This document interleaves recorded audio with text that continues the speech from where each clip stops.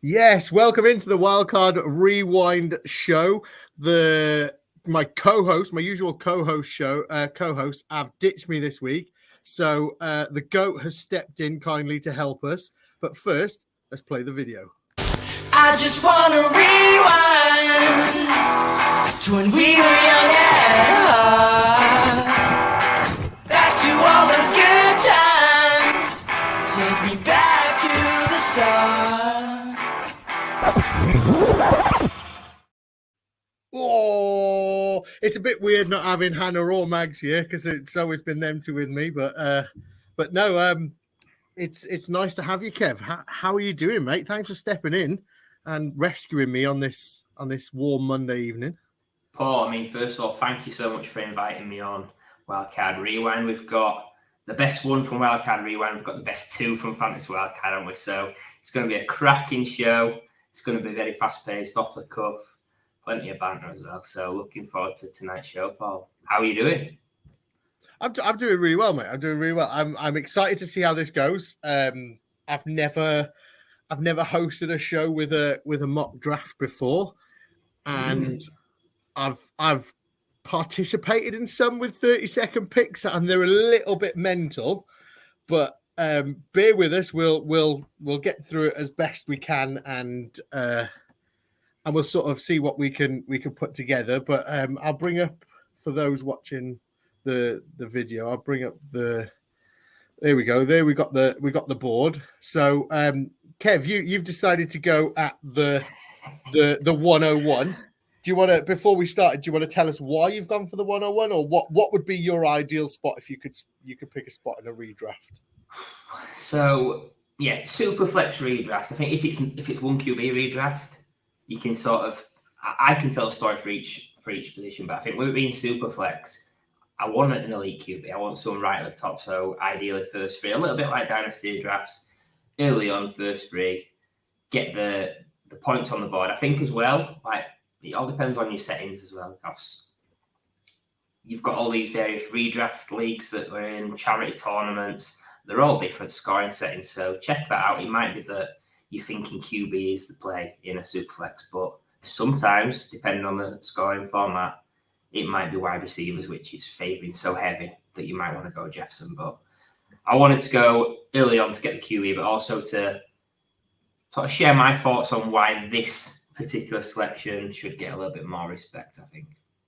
Yeah, and let's just give a quick little thanks to all of the charity tournaments that we're in that are making it so difficult on us by changing the scoring settings so much. So like the Scott Fish Bowl, you've got no negative points for QBs, and then the Warrior Bowl that started today, there's so many negative points for QBs and everything like that, and then you've got the UKFFC that's so negative on points for QBs, but it's just all flex position. Yeah, and it's just one big mind boggle at the moment with different, and obviously we've got the JTT draft happening as well, and we've got the Warrior Bowl happening, and everything. And JTT's 8-man league, and then Warrior Bowl's 12-man league, and you're just going, So many variations to get you thinking. And if you're doing 5 or 6 drafts at the same time, just be careful that you drop into a draft room. Make sure you remember what league it is, because if you think it's one league and you draft it and it's another league, you're potentially taking completely the wrong player. Yeah, and the only thing that's worked really well for me is in the Scott Fish Bowl, I decided to pick the 7th pick, and then in the JTT, I'm the 7th pick, and then in the Warrior Bowl, I've ended up with the 7th pick as well. Wow. So I'm enjoying that, to be honest. I think that's quite good for me. But yeah, should we get into this? Should we start this? I'm hoping I've muted my sound, because as you pointed out, Kev, when I did this on Mag's show, I had my computer on the whole time, so it was loads of noise. But let's see if I've muted it properly. But here we go. Right, there we go. Kev, you're on the clock at the 101. Talk me through this pick. What sort of home are you going to be? Well, yeah, it's going to be a QB. I'm going to be taking Jalen Hurts. I think that it's really interesting to see that it's been vast majority of people going Mahomes in all the leagues. I think it's a fair shout for it to be Mahomes, but I wouldn't expect it to be such a heavy Mahomes pick, in the sense that Hurts had a better season in fantasy points per game, and I still think there's more to come. I think if he has the best season that he possibly has, nobody's getting close to him. He's going to have a better season than Lamar Jackson if everything hits. I think if you're playing it safe, take Mahomes at the 1. But I just think with Hurts, loads of upside. I think as well you've got a few stack options, whereas with Mahomes, if you miss Kelsey, do you really want to be stacking with Tony, with Sky Moore, with Rashee Rice? I personally don't. So, yeah, I think Hurts is the homer pick for me. What do you think? Yeah. So I love it. I think, to be honest, I think the first three picks are very chalky. I think you're always seeing the same first three, just all in different orders. You know what I mean? I think at the moment, I kind of have to agree with you that I do lean Hurts because of the players he's got around him. But I think it's close between Hurts and Mahomes for me. I am a big fan of Mahomes, and actually, after watching, I don't know if you've seen it, the Netflix program Quarterback. I'm probably a little bit more in love with Mahomes now than I was before. So don't tell Mags. Yeah, don't tell Mags. But yeah, so the first 5 picks were all QBs. We saw Hurts, Allen, Mahomes, Jackson, Burrow come off the board, and then we had our first auto pick with Justin Jefferson come off the board. Great pick. Which I don't see as a bad pick. Justin Fields, I think maybe a couple early for me. I don't know. I know a lot of people in on Fields, but this is an easy pick for me in a super flex. It's Justin Herbert, and with that, I kind of hope that I can get Eckler on the way back. Ooh. I'd very much like that one. Kelsey at the 10. That again seems like quite a standard pick, really. Kelsey in the first round is not a shock nowadays, is it? No, I think as well, like depending on the size of your league and which what are the roster settings, like you can sometimes get Kelsey in round 2, or you can see him going really early on, like Scott Fishbowl. People take him at the 101 cost of the crazy scoring that he was putting up. So that was insane, really. That was beautiful. That was insane. And if anything, it played into the hands of everyone else. Like, you know, I'd love Kelsey, but I don't think I'd have the balls to go Kelsey at the 101, if I'm honest. I just think that's it's a bit too rich for me, and especially in a league where there's no negative points for a quarterback. I think Kelsey at the 101 is quite a rich one, you know. Yeah, it depends though, because like I think for charity tournaments, I don't know how you treat it or always treat it, but I tend to relax a little bit and pick players that I want to root for and switch it up a little bit, try new things, just try to have a bit of fun really, and stand out from the crowd, I guess, and lots of different roster builds. I think I'm not putting too much pressure on myself, so yeah, you're up now, Paul. Yeah. So Kelsey, Jamar Chase, Trevor Lawrence, Cooper Kupp, Tyreek Hill, and Eckler went on the turn. Snipe. So that puts me back in. So I'm going to be one of these guys. I do like to snap at both my QBs, and I'm a bit higher than consensus on Dak Prescott, and I've got him above Trevor Lawrence. So I'm gonna take Dak Prescott here. And I missed it though, haven't I? No, you've got him. Oh, just on time. Talking too much. I think on a super flex, I do. You know, if Eckler would have been there, I think I'd have gone with Eckler for the stack. But I think the fact that I can walk away from round 2 with Justin Herbert and Dak Prescott, and now I can fade the QB position now, and focus on building a team around them players. What are you thinking now? What are you hoping, or who are you hoping is going to make it back to you? Are you hoping for a cheeky little stack there? I mean, we'll see who's there. We'll see if Antonio Brown makes it there. But I do like going QB. If Watson comes back, I'm very interested. I think if it's not Watson, I could go Richardson and just go crazy. But we'll just have to see who comes. I'm hoping for Watson. Ideal would be Watson and AJ Brown. Then you've got a stack and you've got two QBs that are elite to start off. So Only a few picks away now, getting me a little bit worried here, but we just have to see. Well, See you're how going to it get what you're going to get one of your guys here, aren't you? So Yeah. after I took Dak, you've had Bijan, Diggs, Barkley, Taylor, Nick Chubb, Josh Jacobs. We're now at the 211, and so far I'm the only one that's gone back-to-back QBs, which is always a risk.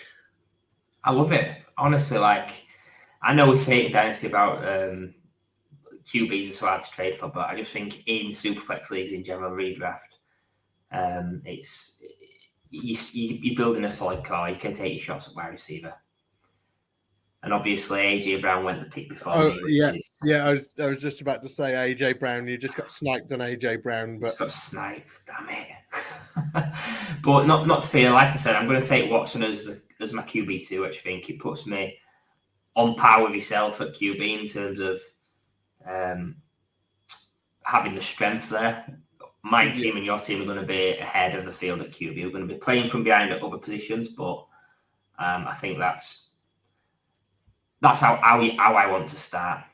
So PJ Brown's gone, so there's no stack option really. I think it's slightly too early for Devontae Smith. I need a hammer at running back, and there's no better hammer I can think of than Big Derrick Henry.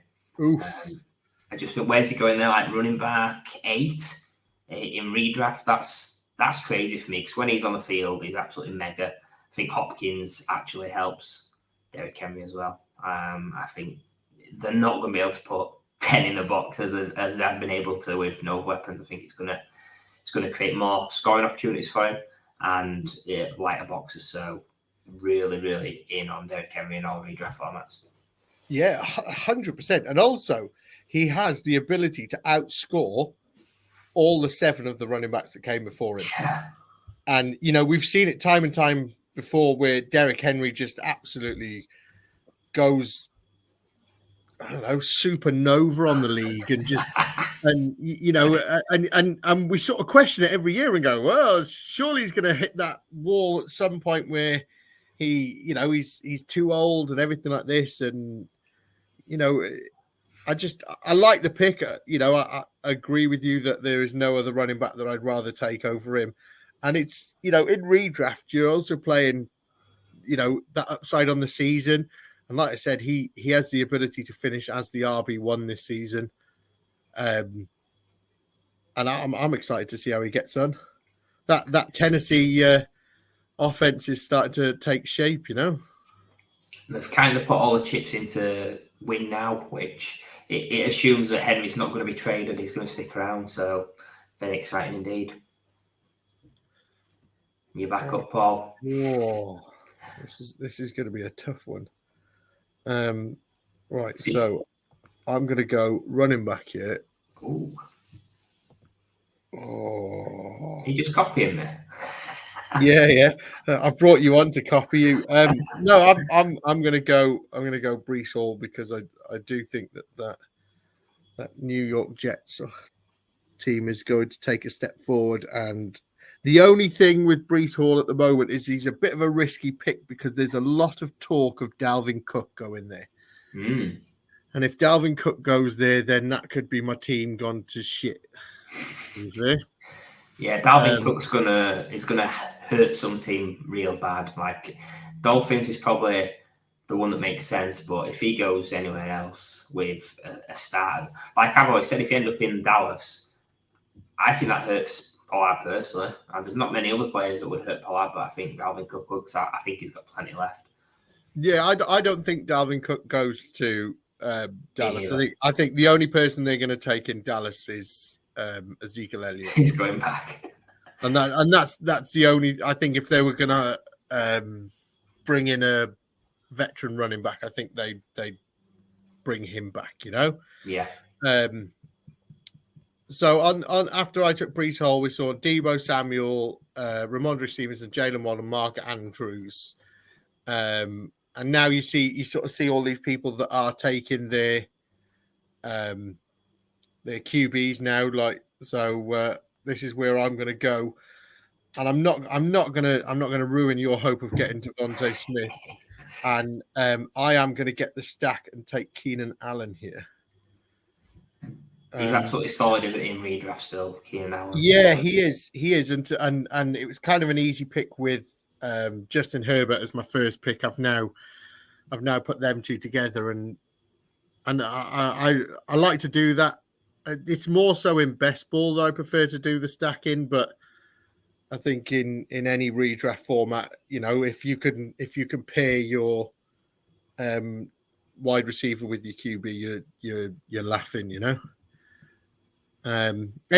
So after we're halfway through the fourth, any team that stands out to you at the moment, Kev, apart from mine and yours that are awesome, any other teams stand out that I'm trying to ignore the team at pick 6 because he's autoed 4 picks now. So, Yes.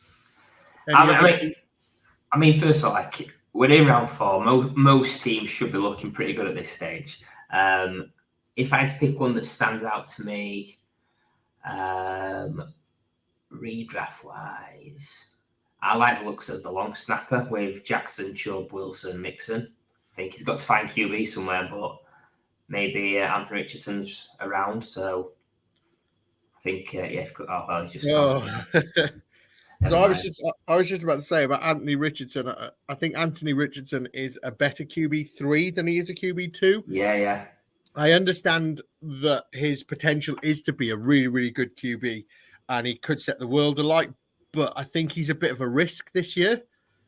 So I'd prefer to maybe, or even if I was to take him now, I'd be looking to lock in sort of a Derek Carr or something a bit later on, a bit of a safer QB as cover for Anthony Richardson, just in case he doesn't hit. But yeah, you're on the clock, Kev. On your turn. I am on the clock. I've just took Amari Cooper for the stack with Watson. There's lots of ways I could go on this because it's a tough one. I think I'm just gonna play chalk. I'm gonna take Calvin Ridley as my wide receiver too. I think if I'm going another running back there, I'm playing catch up wide receiver. So I'm going to try and stick with Henry as the hammer running back. Try and fill my wide receiver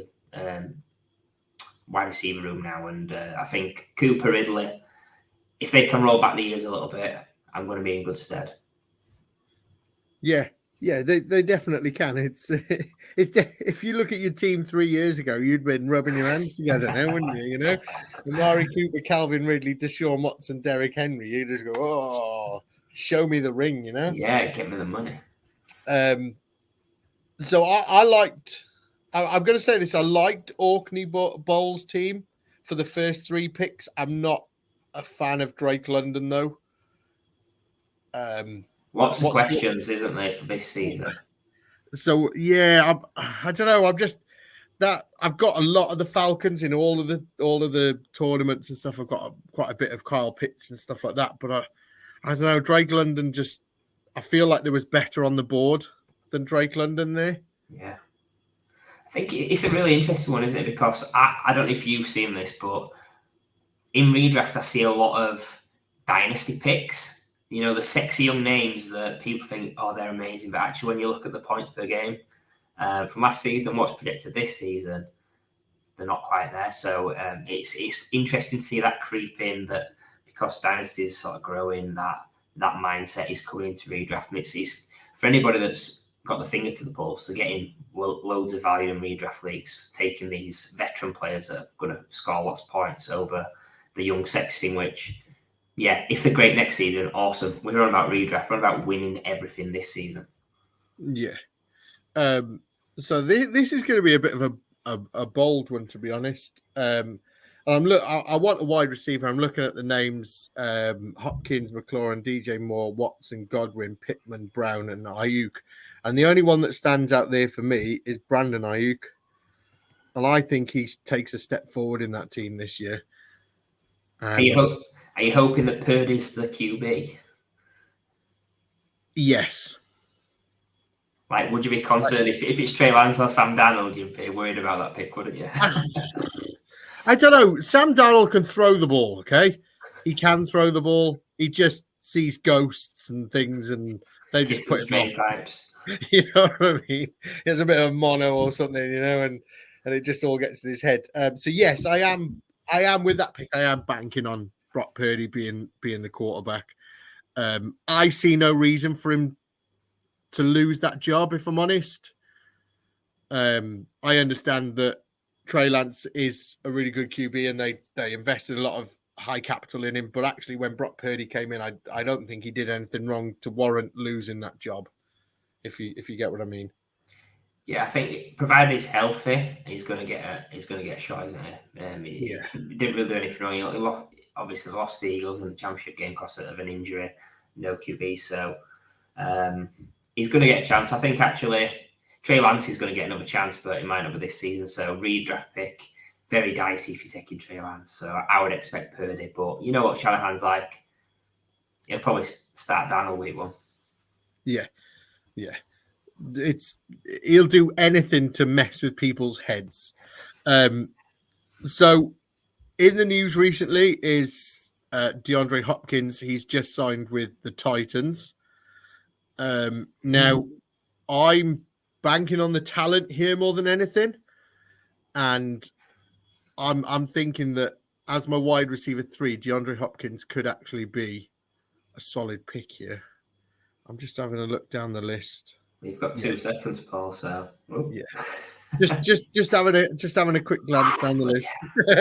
I like to live a life on the edge, So we've actually started the same building out with 2 QBs, running back, 3 wide receivers. We'll have to see if I go wide receiver here. Well, in the if you look at the starting lineup in this draft, you've got QB, 2 running back, 3 wide receiver, tight end, 2 flex, and a super flex. So when you're picking your wide receivers, how much do you put into it with bye weeks? Like, are you thinking about bye weeks at this stage? Like, if you had, say, Kupp and Devontae Smith both week 10, would that put you off taking someone in those early rounds with the same bye week? Not in the early rounds. So at this point, probably not. But I think when I sort of get to like round 9 or 10, I'd definitely be looking, because I wouldn't want, like, say my running backs now are Breece Hall, say whoever I get next is the same bye week. I'd then be looking that, right, I need some running backs to cover them bye weeks. You shouldn't, I know you shouldn't really pay much attention to it, but you kind of have to, because you don't want to be left short on a week, especially like the later ones, because there's a lot of teams this year that have got like later bye weeks, haven't they? I think I'm trying to think, is it week 13 that they've got? Yeah, there's 13, there's 14 as well. Yeah, they've got a lot on bye in the later rounds, and that's where you're sort of maybe on that last push towards maybe sneaking in the playoffs or something like that. So you wouldn't want 3 or 4 of your first sort of 5, maybe 10 picks missing them to them 2 weeks, and really you could miss out on a playoff spot because of bye weeks. So it is something that I do look into. You actually made me think, have I just picked up 3 players that are all on bye the same week? So I did have to check. Thanks for doing that to me, All right, it's all right. Is it something that you think of when you're drafting? Do you think of bye weeks? Do you look at bye weeks, or do you just always think best player available? I think it depends on the position. So, like this league, if it was QBs, my first 2 QBs, I wouldn't be taking them both on buys, because then you've got to carry 4 QBs to fill your super flex spots. I think wide receiver, for example, because you're going to be starting 5 or 6 of these, I'm not as fussed. Running back, though, let's say you had 2 in week 6, say Aaron Jones, Najee Harris, that's an issue for me. So I think early on, wide receiver, I'm not as bothered, but other positions, I would think about it. Yeah. And shall I go for my picks as well, Paul? Because we've started the same. I took Deontay Johnson on the turn. I thought he's going to be a great value as my wide receiver 3. And then the decision came down to tight end. Was I going to go with Kyle Pitts, who I think's dropped further than I expected in this draft? Or was I going to go for Goddard and the stack with Hurts? And I just feel like Goddard's being slept on a little bit. Someone's going to lose in that Eagles offense, whether it be Devontae Smith or Goddard. But I think at tight end, 5 price at this point, let's give it a roll. He's a round and a half after Kittle. He's a couple of rounds after Hawkinson. If he has a better season than them guys, I wouldn't be shocked. Yeah, so I'm trying not to build the same way as you now, and trying to because I was definitely going to take Kyle Pitts there because, like you said, he has fallen, back of the 7th round to get a player like Kyle Pitts and the caliber. I know he's missing the touchdown. Paul, you've got a great chance of getting him on the way back though, because if you look, the 2 players out of the 3 after you've took tight end already. So if he avoids Gary Acko's team, you're going to get potentially Pitts. Like coming back, which I'm not going to be able to pass up. Pitts in the 8th. Like I was going to say, he is missing these touchdowns in his game. Yeah. I think he's got 3 in 2 years, isn't he? Something like that. And so he's obviously going to get a positive regression, but he's somebody that demands targets in that offense. He is. I know I've said it before where I've said he's not the elite player that everyone thought he was going to be and stuff. Oh, look at that, Kev. Oh, look at that. He's listening if he makes it past Gary Acko, no, not a chance. He doesn't. Oh well, back to the drawing board. I'm not a fan of Darren Waller, so I'm not going to go tight end here. I think I'm gonna go back to the wide receiver, and it's between one of these rookies, I think. So I'm gonna go Jordan Addison. I think he's got a role in that team straight from day one, And as a wide receiver 4, I'm probably being a little bit risky here with my build. Probably a bit of risk with I've got DeAndre Hopkins as a risk. I've got Jordan Addison as a risk. So I may have to, like I was saying about Anthony Richardson, and maybe play it a bit safe on some more wide receivers coming back. Yeah, I think at this stage, your wide receiver 4, your flex, you can probably have a little bit of risk. Hopkins, I don't think it's a risk in the sense that they've paid big money to him. Traylon Burks has question marks. And Hopkins was looking great still last season, like in terms of sort of separating. The efficiency metrics were fantastic. So, yeah, I just wish it was a slightly better landing spot than Tennessee, but I think he's going to be fine. So throwing in a rookie in your flex, I think one of the things you got to think in redraft is, with these rookies, there could be anything. There could be world beaters that we weren't sure of. So I always think get maybe one rookie wide receiver or 2 and just see what happens, really. In your flex, it's worth a gamble. Yeah. We've seen quite a few tight ends go off the board in this round now, haven't we? You started well, yeah, Kyle Pitts started. Yeah, so we mentioned Kyle Pitts making it back to me in the 8th, and he went at 8:02. Darren Waller went at 8:05. Then Pat Freiermuth went 8:10, and then Evan Engram 8:11. So we're now on the clock with you, Kev. What? Talk us through it. What's your thought process here? Yeah, I've gambled an upside there with Quentin Johnston, which people might think it's a shock to take you over JSN, which, I mean, if it's Dynasty, yes, but I'm just shooting pure upside that I think he could have an amazing season. I think ceiling-wise, he's fantastic. So he's the risk pick. I've got 3 solid wide receivers, Cooper, Ridley, and Johnson before him. So I've took Quentin Johnston as an upside pick. And then I've embraced some more risk. I needed a running back. It was down to Javonte Williams, who's potentially going to miss a bit of time. But I've lent into Alvin Kamara. We still don't know what's going to happen with his legal issues, etc. But when he's on the field, he's always been a top 10 running back in fantasy points per game. So let's see what the legal parts happen. If he misses a few games, I've got to find someone later on to replace him. I think he plays the whole season. Wow, Because I've got Steeler. Yeah, so I believe I've seen a lot on Twitter because when it came out, he pleaded guilty and stuff like this and got fined, didn't he?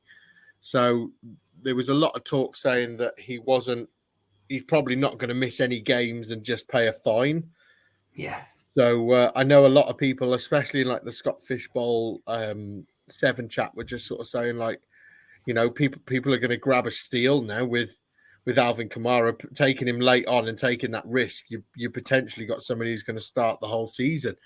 And I think now with a lot of this talk coming out, I think his ADP is going to shoot up. So you might not, like, if you were to do this in sort of maybe 3-4 weeks time, you may find that you're not going to get a player like that at the start of the 9th, And that's just the advice for anyone doing the charity tournaments, redraft, etc. The players that have got uncertainty with suspension, with injury, with not being signed yet, people like Dalvin Cook, etc.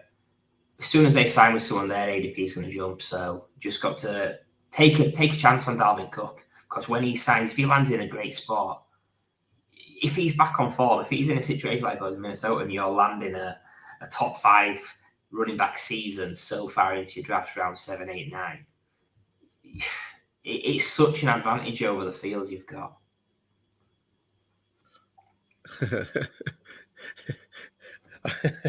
Kev, I will live and die by this man again.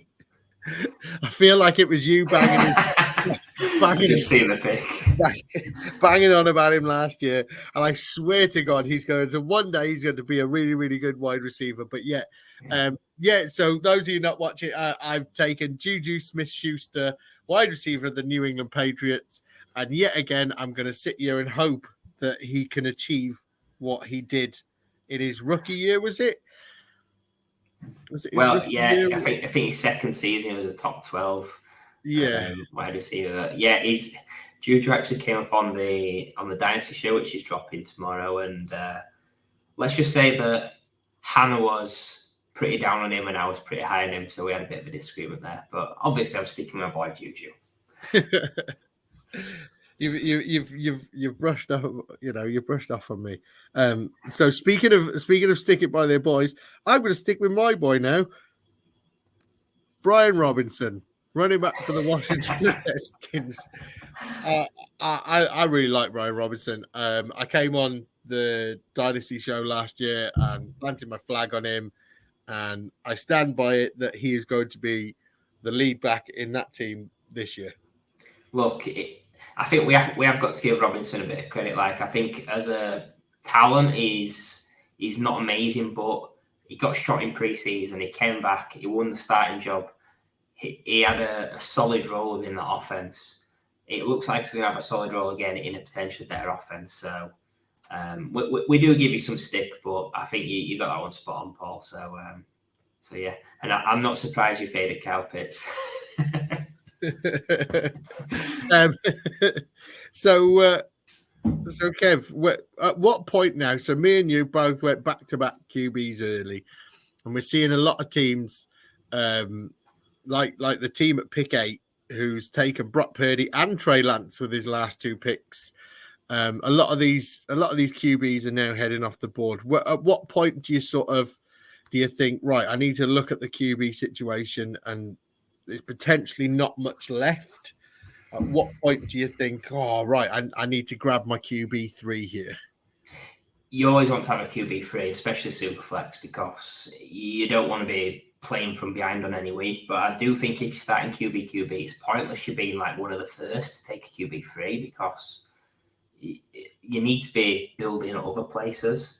So you do want a QB3, but you've also got to remember that there will be certain players that come into jobs in the season. You just got to be prepared to smash all of your fab or your waiver priority on that. So, I'm back on the board here now. This is a bit tense. No pressure. You got 7 seconds. No pressure. Oof. Let's go wild. I've gone for I love the stack. Stack. You just needed Njoku to fill it up. So I've put Elijah Moore in there. I think untapped potential there. I think if he has an amazing season, that's I think he's got it in him. He showed a bit of promise with the Jets as a rookie, and then God, this is tricky. This I've bottled it. I've gone for Mac Jones as my QB3. And I'll tell you what, there's not many QBs left that have got starting jobs, maybe 2 or 3 in this draft. I've gone for Mac Jones just on the basis that he seemed to be really, really safe guy. But there's been a lot of talk of Bill O'Brien being a sneaky QB whisperer this offseason. I'd say Juju over Jacoby Myers is an upgrade. I'd say Gesicki coming into town is an upgrade as well. So I actually like Mac Jones as an NFL player.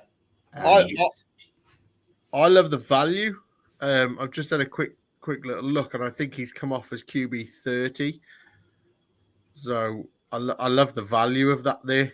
To be fair, essentially he's going to play 2 games for me. He's going to play week 5 and week 10, which are the 2 buys. So all I would say to people thinking in this mindset for redraft, if you're looking at QB3, have a look at what your 2 bye weeks are and try and think, if I've got 2 home matchups in the dome for this certain QB, that could be a tiebreak. It could be why you take Mac Jones over Sam Howell or Jimmy G over someone else. So just that's a little tip to bear in mind for people. Look at the bye weeks at these positions. Like if you're taking a tight end 2, see how they play in that week that your tight end 1's on bye, because you are going to be starting him that week. So I'm in the shit. That's a polite way of putting it. There is no QBs with starting jobs left. Baker? So I'm going to have to go Baker. But do I play the game here? Because no, I'm gonna do it. I'm gonna pull the trigger with Baker. I've been forced into that one.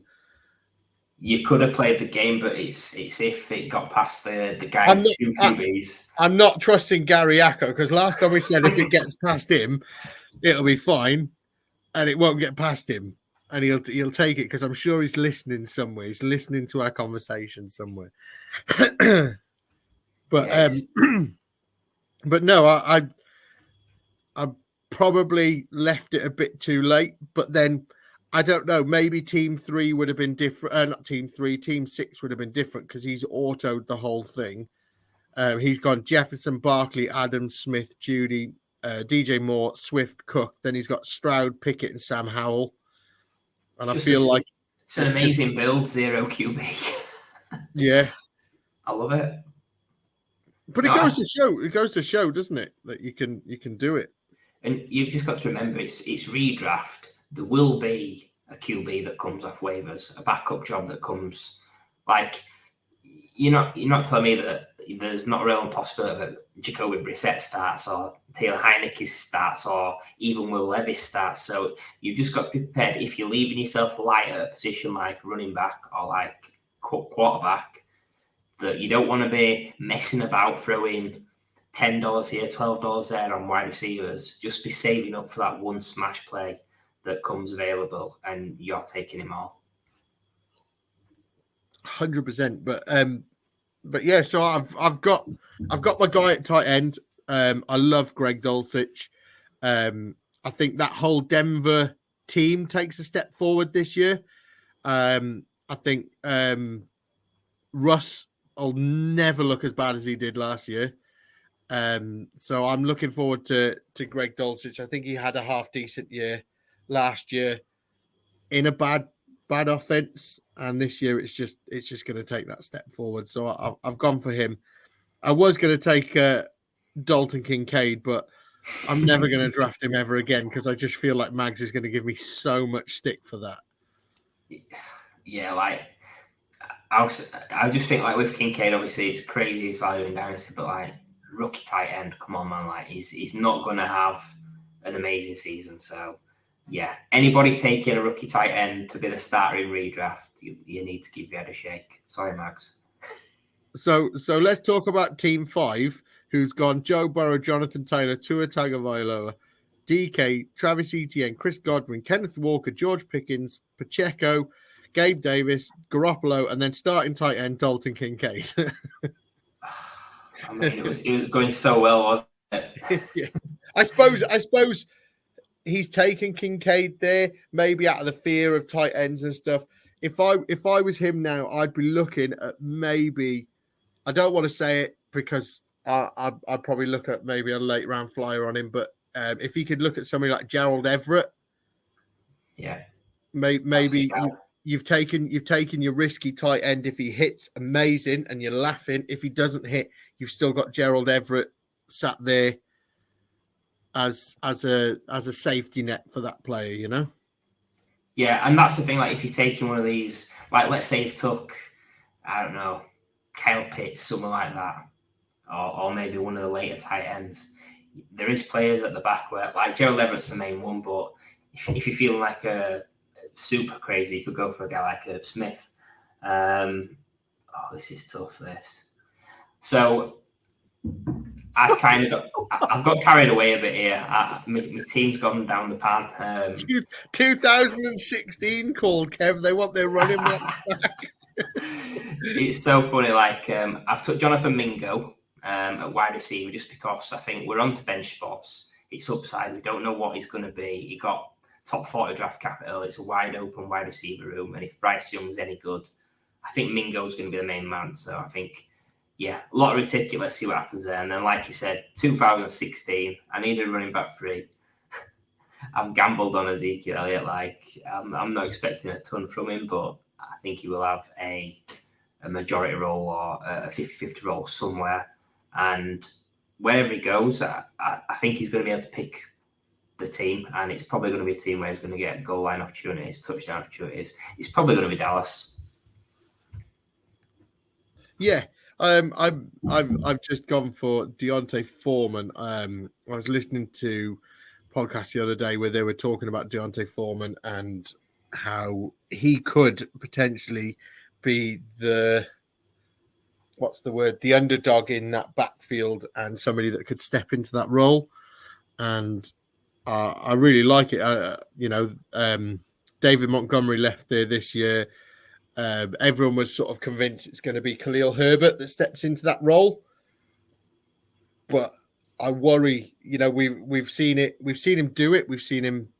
He has had very, very good games, but I don't think he's played a season where he's been a 3-down back. So there's going to be other roles to play there. And I think Foreman's there, and I think he could potentially step up in a big way here. Sorry, my thing's so zoomed out to get it all in. Another one that I'm going to go for that I really like, and that is Devin Singletary. There he is. Glad he didn't go. Another player that I think could carve out a role in that offense, And like you said, we are at this point picking bench spots, so it is all about sort of looking at players that could do something, they could step into something, they could, a running back is more of a handcuff more than anything, isn't it?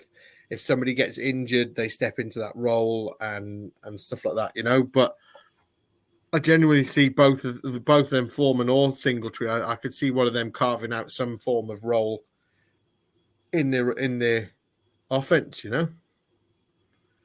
Yeah, I think what you've got to think as well is at this point in the draft, we've got a short bench. You've got to be loading up on running backs. I think running backs are they've been your last 2 picks. I think that's I'm going to head that way as well. I think, it's wide open for Singletary. And I think, like you mentioned with Foreman, it's unclear what's going to happen, but he's got, I'd probably say, 40% chance it's him. Probably a 40% chance it's Herbert and 20% chance it's Johnson. So yeah, it's two great picks. I was always told ever since I've started playing, the better value is the cheaper one, and like you've just said. Herbert's got a 40% chance and Foreman's got a 40% chance, but I've taken Foreman 1, 2, or 1.5, 1 3/4 rounds later, Exactly. So I feel like he's the value pick, Right, where are you going with these picks? Jaylen Warren. took Jalen Warren to begin with. I'll come on to that in a sec. I'm just scanning the draft board quickly because you've got 30 seconds and the pressure's on. This is the thing that you like most about redraft, the fast drafts, and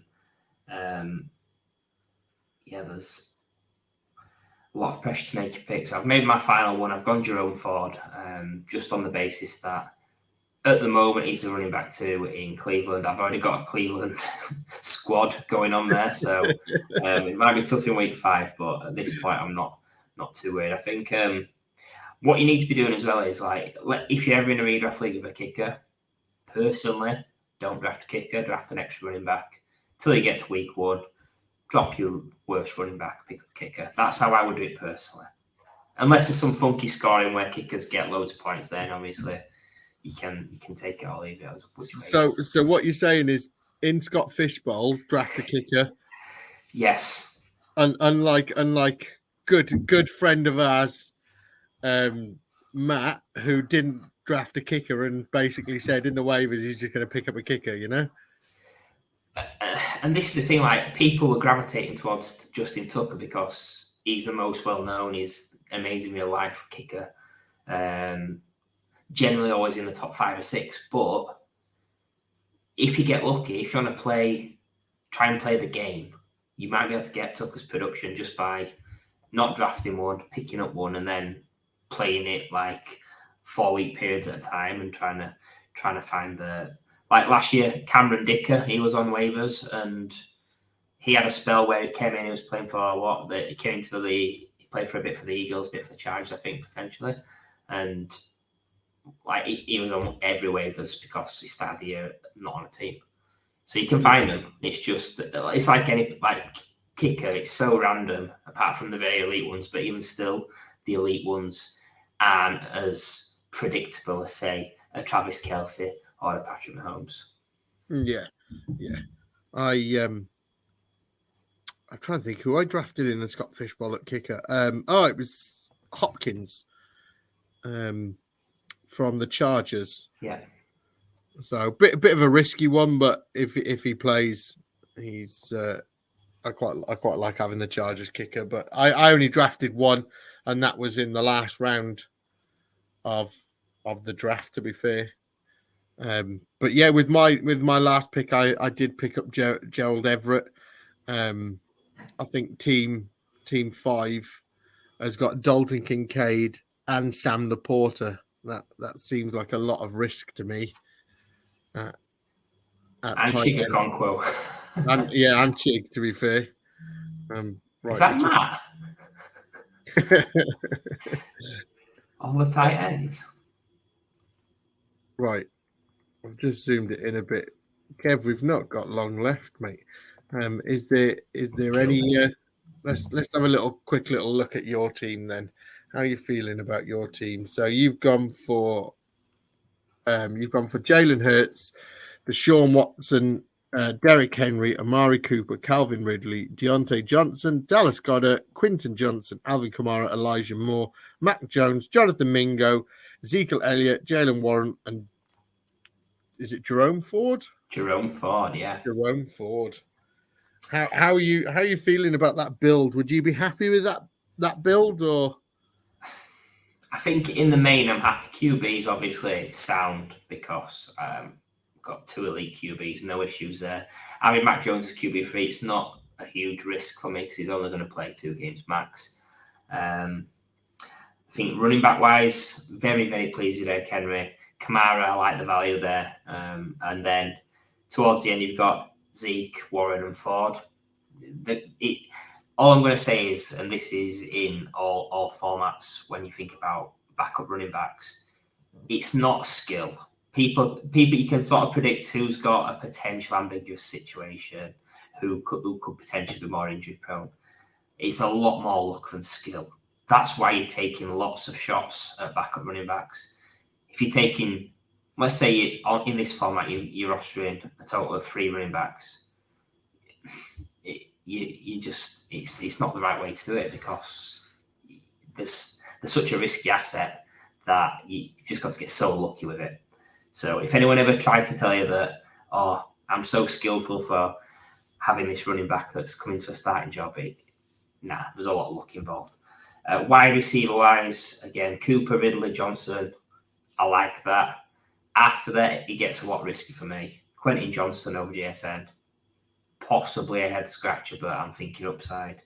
Elijah Moore, wide receiver 2 on a team with Chubb, with Cooper, with Njoku. Is he going to make such big impact? Jonathan Mingo, again, rookie wide receiver with the room open. Again, a bit of a dart throw.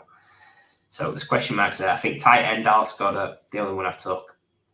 I really like Goddard, but I appreciate there's 4 or 5 more teams that have got someone that's as good or better than him. So, yeah, maybe I'll have to do a trade because I'm still a fan of trading in redraft to try and get the best players, but you just got to do it at the right time.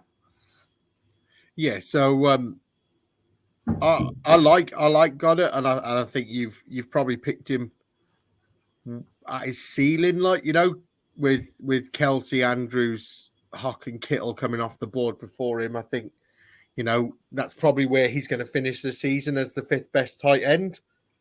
But like we said during the draft, if you didn't take him there, the next round, Pitts, Waller, Freiermuth, and Ingram went off the board. So you've probably picked him at the perfect time to get him and to stack him with your number 1 QB as well. But I also feel on the turn, I don't think anything's a reach on the turn, if I'm honest. I think, you know, like I was picked 9, so I'm the back end. But, you know, if you're middle of the draft, you're always sort of like 12 picks away from being on the board again, you know? Whereas on the turn, you take your 6-12, your 7-1, there's genuinely like 24 picks before you're back on the board again, you know? So I don't think there is a reach there. So I think where you got it was just perfect, really. I think you make a great point as well, Paul. The fact that if you're on either end, there is more pressure to potentially reach a little bit and try and guess what's going to happen. It does make it risky. You can also apply pressure. So, for example, if you're hitting the same position a couple of times on the turn, if you take 2 of something, you can start to panic people. So, like, I don't know, let's say you're the back of the first and you decide to tap 2 wide receivers, and that's going to start a wide receiver run because everyone's getting scared. Or because wide receiver's not as deep as people think. It's very good, but then there's a cliff and it's done. Like you saw, I've took Mingo there. I wouldn't say I'm confident with him. I've took Elijah Moore. I wouldn't say I'm confident with him either. So if you're on the ends, you've got more pressure, I think, to reach and go for a game plan. Whereas if you're in the middle, you can let the draft come to you. You can take it nice and easy, see what the values are, pull up your deck chair, have a beer, happy days. Yeah. It's easier. Don't get me wrong. I love drafting on the turn, so you get your double pick, but it is so difficult because you do have to reach for players at certain points. There are times where you go, I want him. Is he going to make it 20 picks back to me? So, but yeah, I do like the manipulation thing as well, where you can go, oh right, let's see what we can make everyone do. You know, back-to-back wide receivers, then comes back-to-back running backs, and all of a sudden everyone, oh shit, you know. But yeah, we'll quickly scan through my team. So I got Justin Herbert, Dak Prescott, Breece Hall, Keenan Allen, Brandon Ayuk, DeAndre Hopkins, James Conner, Jordan Addison, Juju Smith-Schuster, Brian Robinson, Baker Mayfield, Greg Dulcich, Deontay Foreman, Devin Singletary, and Gerald Everett. In a whole, I am actually really happy with that team. You've done well. I am really happy with that team. You've done well copying me most at draft, Paul. Yeah. So I brought you on, just you know. I thought, oh yeah, I'll come on, get Kev on and do what Kev does. Just do it better, you know. Yeah, that team's awesome. Like, I actually probably prefer it to mine if I'm honest. Like, I like mine, but yours is spot on. Like, would you be shocked if Greg Dulcich had a season where everything clicks and he's tight end 6, for example, a little bit behind Goddard, and you've took him, 5 or 6 rounds after. You can paint pictures for your team. I think there is risk, especially at running back, with Hall, James Conner, Robinson, Brian Robinson, not Bijan. Just clarify that. But yeah, in the main, you've got a really solid spine. What's the favourite part of your team, Paul, for you? To be honest, I love the value with the tight ends. So I was able to continue to build my wide receiver core and get my running back 3. But I've also got, tight ends are quite difficult to come by. And, it is a bit of a maze trying to pick who's going to finish up there. But I think Gerald Everett to stack with my QB and Justin Herbert, I like that. And then Greg Dulcich, like I said, I think with Sean Payton coming into that, into there, I think everything's going to change for the Broncos. Don't get me wrong. I'm not saying they're going to be a playoff contending team and everything like this. I just feel like Russell Wilson's going to take a step forward again, and I think that whole offense is going to take a step forward. And Greg Dulcich is going to be have a role to play in that offense. Yeah, that just the fact that you started with Herbert and you finished with Gerald Everett, it's just the chef's kiss at the end. It's absolutely beautiful. Like that'll have gone missed on a lot of people, but a thing of beauty. That's what I'm here for. I'm here to bring the thing of beauty, the chef's kiss. Who would you say your favourite team is then, apart from obviously ours being the best 2, because we are the best 2? So, right, I'm going to say, I think I like Gary Ackles. And I don't know why. Chase, Hill, Stevenson, Smith, McLaurin, Wilson, Akers, Kyle Pitts, Montgomery, P. Ryan, Myers, Flowers, Jeff Wilson, Gallup, and Colt McCoy. Now, Colt McCoy, I can see why he's picked him there, but there's also a lot of talk around camp that he's not going to play a role, and it's going to be, is it Clayton Tune? Yes. The rookie that they drafted. Yeah. They're saying that he's going to beat Colt McCoy.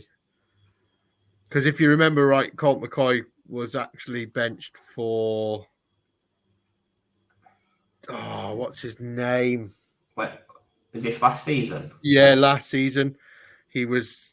I can't remember his name. Wasn't Streveler, was it?